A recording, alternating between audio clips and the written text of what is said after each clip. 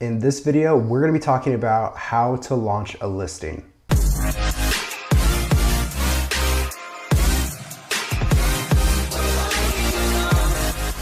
Hey guys, Austin here with Park Place. Hope you're doing well. I did get a video request from one of our agents here at Park Place, which is honestly a really great question. It comes down to how do you launch a listing? What does that whole process look like? And what's like the sequential order of how you do things, when you do things, and what do you do when you start receiving offers, and how do I make sure I'm maximizing my efforts to make sure that I'm getting clients and all that kind of stuff. So if that's something that could be helpful to you, stick around for this video because it's going to be awesome, and we are hopping into things now. So with that being said, let's go ahead and hop into the first slide. So it's always going to start with the process of preparation. You can never be too prepared when it comes to launching a listing, because to be honest with you, when you launch a listing, you really only get one chance for that first impression. So going to be super important that you do it right the absolute first time. So that all starts with listing paperwork. Now, the market that you're going to be in, if you're in another market, we're in Western Washington, we use the Northwest MLS. And so that's what we use. And if you're in another market, the process is going to be a little bit different. Now, if you're wondering exactly which form to use when you're doing your listing paperwork, go ahead and check out some of our other training videos, because we've recorded a whole series on how to do contracts, and we get into tons and tons of details on all that kind of stuff. And I'm not going to be going through that right now here in this video. But essentially how it would look is you would go and you would do your appointment, you would lock the listing down, you would get all of the listing paperwork signed. And then once that takes place, the next thing I like to do is open title, because sometimes it can take a few days for the title report to get generated depending on the title company that you're working with. And I like to go ahead and just get that done right away. That way I have it and I'm ready to go for the time that I launch the listing. Now, the next thing that I like to do ASAP is order the listing signed. For some reason, sometimes these can take up to a week to have delivered to the property. And if you've never even had a listing before in your life and you're having like listing signed, like custom made for your property, that's going to have your name and all that kind of stuff on it, that's going to add another 7 to 10 days probably as well. So that's something to keep in mind too. But once you do that, next thing that I like to do is the marketing. Now, I have a checklist over here on the other side of my monitor. I'm going to go through some of this stuff verbally. Now, in terms of marketing, obviously you want to do really good quality photography. That kind of is a given. We like to do things called property brands. So what we'll do is we'll actually come up with a name and an identity for some of the properties that we list. So that's something else you can do. You can determine whether or not the house is going to need staging. If it doesn't need staging, but it is vacant and you're not going to pay to have it actually staged, do you want to have that virtually staged? And do you have a photographer that can help you handle all of that kind of stuff as well? The other thing that you might want to consider doing is a virtual tour. These are absolutely amazing, super helpful, super useful, especially in today's day and age of real estate. Now, the other thing, this is where it starts to get a bit expensive and you have to determine whether or not it's worth it or not. Cinematography. We love to do videos with actors.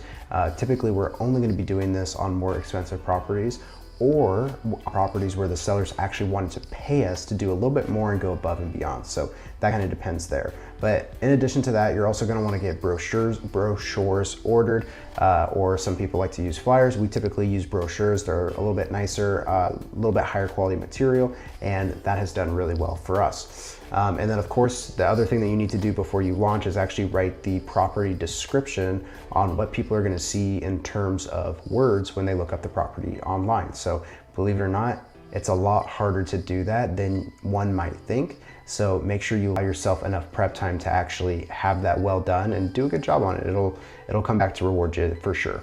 So moving on here. All right, so I actually just edited my slides real quick. Forewarning, I had a different property in here that I had as the image, but I wanted to throw this one in here because I think it tells a great story. Now, what are some of the things that you can be doing after you launch the listing to do a couple of things? Number one, you want to make sure that you're getting maximum exposure for your clients so that everything goes really well for them and they get top dollar and all that good stuff. But in addition to that, you also want to be doing things that are going to maximize your ability to get more business from this listing. And so thought this would be a great time. So these are just a couple of ideas for you. There's obviously like a million of them, but I just wanted to give you a few. So number one, you can hold a grand opening event. Number two, you can do door knocking in the community to let them know about the grand opening event. And if you don't know what a grand opening event is, it's essentially an open house, a glorified open house. Maybe you do you have catered chefs or something like that, which I'll get into that here in a minute. And then you can also use email marketing as well, because email marketing is super sweet. We do it a lot at Park Place. So what you're seeing here is Mirror Lakes Legacy Point. This is a listing that Garth and I had a couple years ago, and when we listed this property, super fun situation. So we ended up listing it. We decided to throw a grand opening event. So we actually hired a catered chef to come to the property, cook on the site, and actually serve people as they were coming and touring through the property. He actually had a barbecue type setup thing going over here on the back porch of the patio. The kitchen had stuff going on. There was like 2 chefs there, I believe, and it was really fun. We had a packed house. There was a ton of people that came in there. So we did an event. We actually went around to the community. We did lots of door knocks, and everything went good in terms of that. And then we also did like email campaigns. We also did some physical invitations that we sent out to not only like local area, but also like to other brokerages, because really our main goal with this property is that we wanted to make sure that it sold fast, because we were hoping to be able to generate more referrals from this client. And so that's kind of exactly what ended up happening here. We had about somewhere between 50 and 70 people actually came to this grand opening event. I mean, it was packed. And when we had priced this property, we priced it at the very tippy top of what the market said was even possible, because the seller really wanted to try for a bit more. We were honestly a bit nervous with the price. We're like, I don't know if this is really going to be a good idea, but we did it anyways, and we came in with the marketing, did everything the best we could. We only ended up receiving 1 offer, and the buyer didn't even come to the event. The buyer was FaceTiming her agent here at the event live. The agent was like, there's like a ton of people here, and she's showing the FaceTime to her and all that kind of stuff. And so we only ended up receiving 1 offer on this property, but it was for $100,000 more than our listed price. And so I don't know if we actually even ended up spending this specific transaction for more referrals, but I will tell you that we've utilized the media and the marketing and that story to get ourselves more business. So that's a little bit of a story here on things that you can do in terms of that. So get creative with it, have fun with it. You don't need to just follow everything that's like, you know, don't be so boring. Like half the things that we did where we knocked it out of the park when we were first getting started in the business, they all came from us doing absolutely insane out of the box ideas. So highly recommend that you go ahead and do that as well. Okay, so now we're here to negotiations. So let's say you do this crazy event. Let's say you don't just get 1 offer, let's say you get like a ton of offers. Now, if you're a newer agent, this is where you start to panic and get a little bit of stress. So I wanted to walk you through what some of the things you need to do as you're negotiating. Now, if you're doing a more typical type property where maybe it's like a first, second home type situation where it's not like a crazy luxury price point or anything like that, a lot of times it's going to be a great idea for you, especially on one of your first ones, to go ahead and set an offer review date for a couple of reasons, especially if the market's hot. But one is because we want you to go through that process and feel the rush and the stress and the excitement and the nervousness and everything that goes along with experience. Especially on your first one, it's really kind of a fun time, but it's also kind of frightening.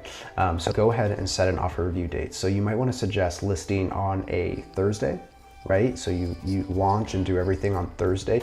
Do it early morning Thursday. Don't list it in the evening.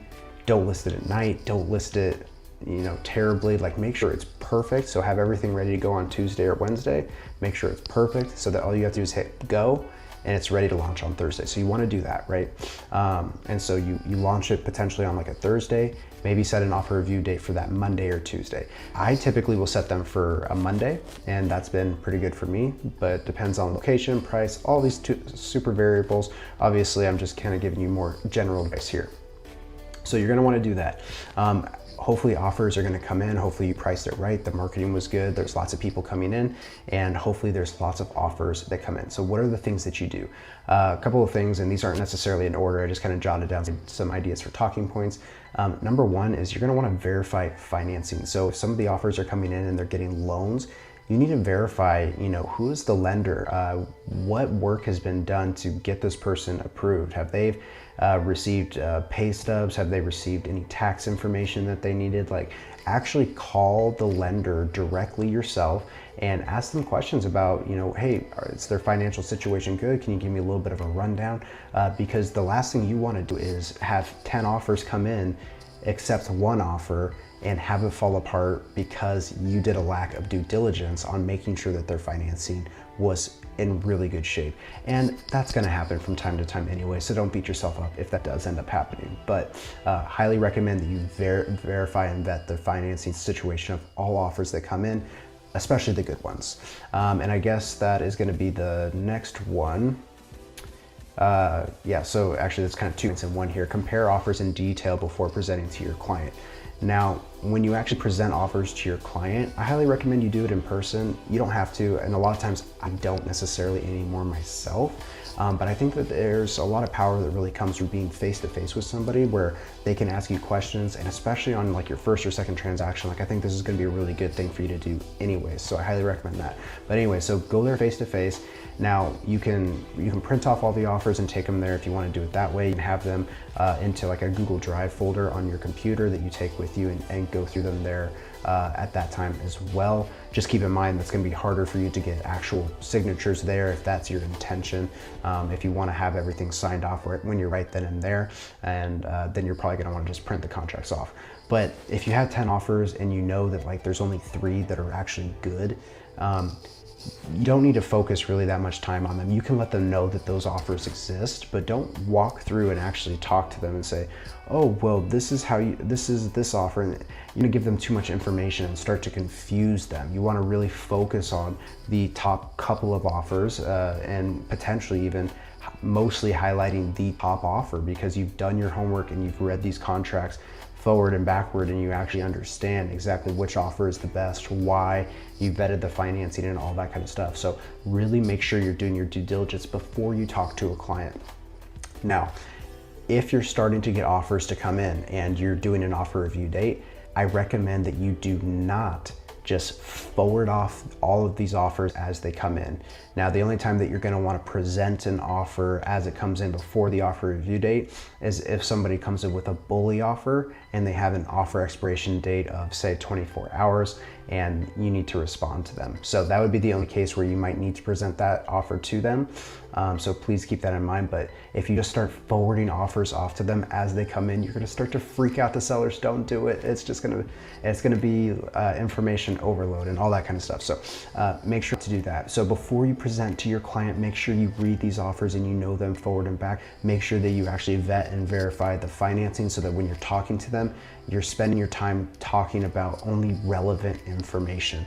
You don't need to walk through, unless they want you to, but you in most cases don't need to walk them through every single element of the contract. You need to be able to show them and articulate to them in a clear format why this offer and this offer and this are your top offers, and then here are the main differences between the offers, and just answer their questions and all that kind of stuff. And honestly, if it's your first or second time doing it, practice doing it out loud before you actually go and do it in person, because you're going to do so much better.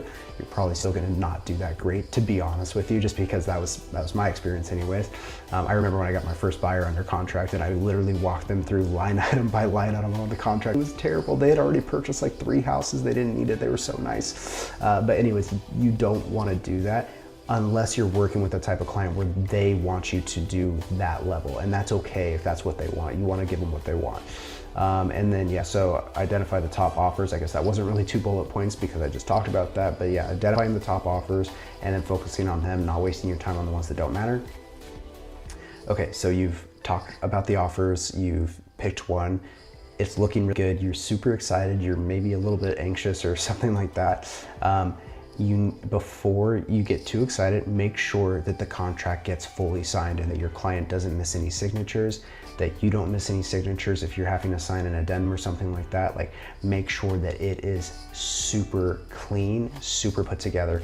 Make sure that you're not having to, that you didn't have to counter do something and then get them to, and now you have to get the buyers to initial it again, because that's okay if you have to do that, but do not mark the property pending or consider the deal done until you have that contract fully executed and fully signed around. There's just been so many stories, and I'm sure I've even done it a little bit myself when I was getting started in the business, where you maybe mark a listing pending before it's actually pending, and then the buyer kind of backs out or whatever, and you have to try to negotiate one of the other offers. And so it can cause a bit of a mess, and you really don't want to do that. So make sure that you get it fully negotiated, fully signed around by all parties, and everything's completely signed off, and make sure that everything's clean, and you'll be good to go. So hey, that's gonna do it for this video. If you guys have any questions or any suggestions on videos that you'd like us to make, please let us know in the comments. If you have our contact information, shoot us a text or an email, and we'd love to connect with you and get more feedback on some of these videos and things that you guys would like to see. Anyways, thinking about you guys, hope you're doing well, and I'll talk to you guys soon. Bye-bye.